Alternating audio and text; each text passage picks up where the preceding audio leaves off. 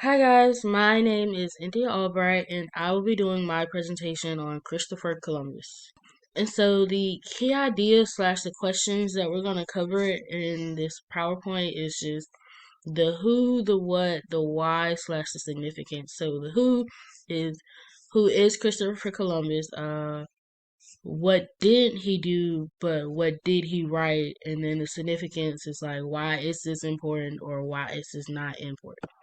According to History Channel, Columbus was born in Italy in 1451 to a wool merchant, and as a teenager, Columbus worked at shore on a Portuguese ship that was attacked and left him as the sole survivor.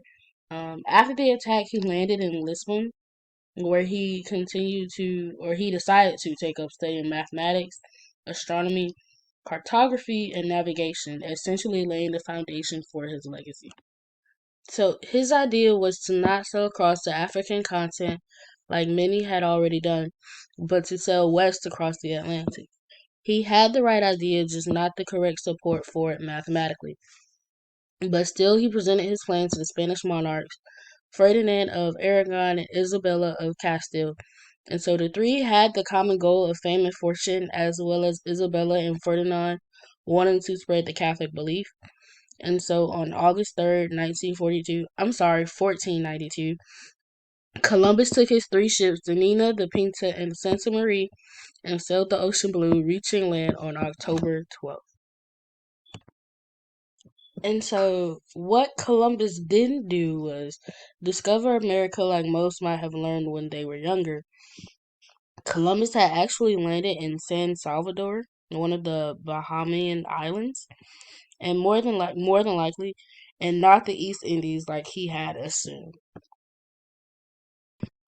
And so, what Columbus did do was he did write a journal of his voyages. And so, in the journal, he kept track of various things, such as interactions with the natives, telling us what happened on the ship, etc. And so, it's just kind of like being able to keep a time log of the trip, basically. And so, by doing so, it allowed us to see what happened from Columbus' viewpoint and in some way to determine if he was a villain or a hero, which we would get to next. But with the journal, he did gift it to Isabella upon his return back to his native home. So now we're left with answering the question of if there was any significance to the voyage that Columbus completed. And so I say yes and no, because the Columbian exchange brought livestock over to the New World. And so once the exchange system was set up, the livestock such as cattle, horses, goats, etc. were brought over to the New World. Along with the livestock, you had crop exchange happening as well. So you had Columbus would bring over grains such as wheat, rye, and barley, and he would take over potatoes, sweet potatoes, maize, and cassava back to the old world. Um, However, you also have the cons, which would be during the exchange, Europeans also brought over diseases that the natives just could not fight off, and you also have the slave trade, occurring as well.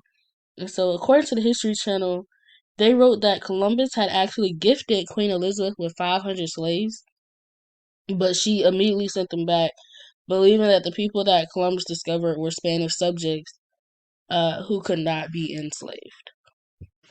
So, in conclusion, really the main purpose or like the importance of the journal that Columbus kept was it really just allowed us to see his true colors, um, because it confirms for me that Columbus really has no significance in history. And so I am glad that we have changed the date to celebrate indigenous people that are the real heroes of this story over Columbus, who just, never really, I wouldn't say accomplished anything, but he just didn't do anything that I felt was really significant to the point where he should have his own day. And so I hope you guys did enjoy this presentation, and thank you for listening and watching.